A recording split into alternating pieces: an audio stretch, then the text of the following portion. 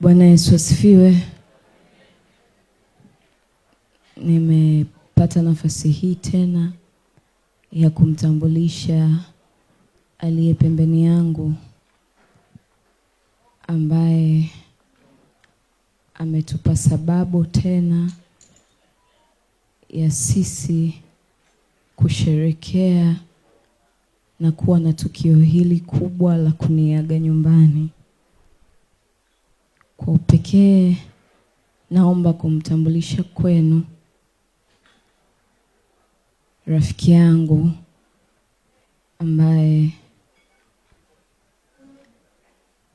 ni master wangu.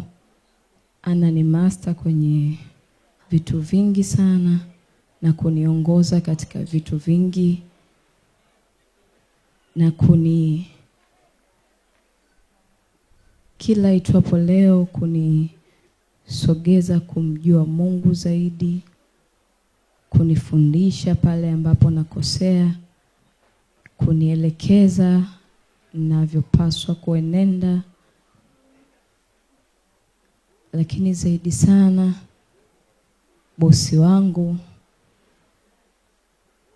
mimi ni mfanyakazi kwenye kampuni yake.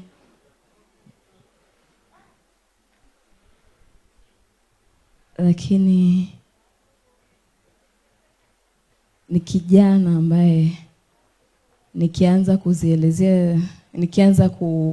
kumwelezea yeye kwa vitu ambavyo anavyo, kiukweli nitachelewa sana kumaliza. Naomba nimtambulishe kwenu my king Elia Emmanuel Msafiri. Karibu baba.